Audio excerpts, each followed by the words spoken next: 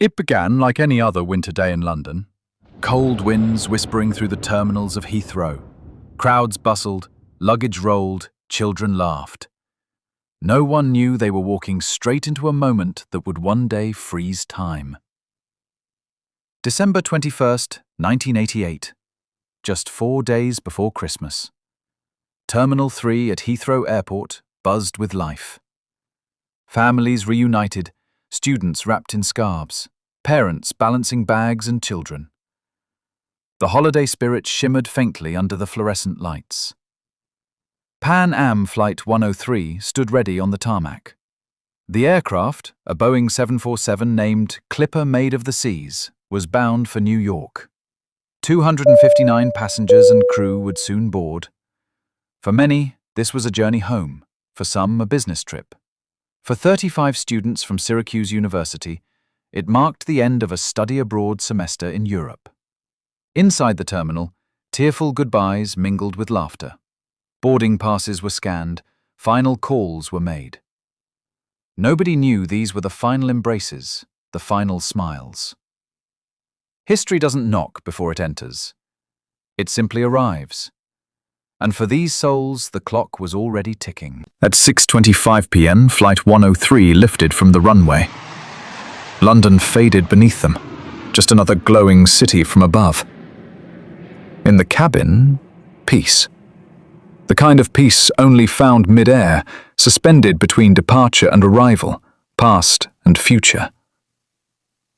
Captain James Macquarie sat steady in the cockpit, decades of experience behind him. His crew moved with routine grace. Passengers settled in. Some read, some slept. Some stared out the windows, watching the sun dip beneath the clouds. For 38 minutes, everything was normal. But fate doesn't announce itself. Sometimes it whispers from the cargo hold. 7:03 p.m. A violent explosion ripped through the fuselage. In one breathless second, the aircraft shattered, torn from the sky. Debris scattered like ashes across the Scottish town of Lockerbie. The plane disintegrated mid-air.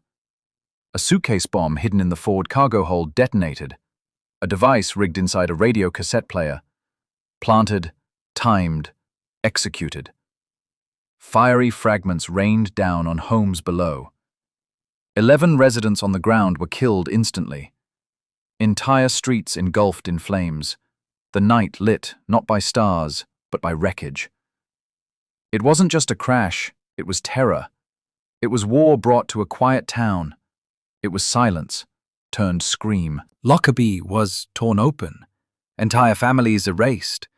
The explosion crushed homes, flipped vehicles, melted windows.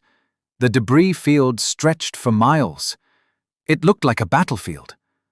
It felt like the end of the world.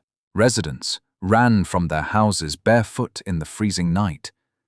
First responders were overwhelmed. Firefighters, neighbors, strangers all tried to help, but the wreckage was apocalyptic. 275 lives gone, and countless others scarred. The town was changed. Forever. As the fires cooled, questions flared. What happened? Why? The answer lay hidden among twisted steel, charred paper, and a small piece of circuit board. Investigators combed the site for weeks. Among the wreckage, they discovered the device, a Toshiba cassette player, rigged with Semtex explosive. A bomb hidden in a suitcase, loaded in Malta, transferred in Frankfurt, and boarded in London. The trail led to Libya, to politics, revenge, and dark alliances. This wasn't just an accident. It was murder at 31,000 feet. Funerals stretched for weeks. Memorials rose from ashes. Families searched for justice, for answers, for closure that would never come in full. At Syracuse University, an empty campus echoed with grief. Across the UK and US, vigils were held. Lockerbie, once a quiet border town, became a place known across the world. But from tragedy came unity. From pain, remembrance. From horror, humanity.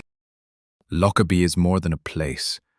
It's a reminder of what happens when hatred flies, of the cost of ignoring the ticking clock, of lives that deserved more than to be remembered only in tragedy.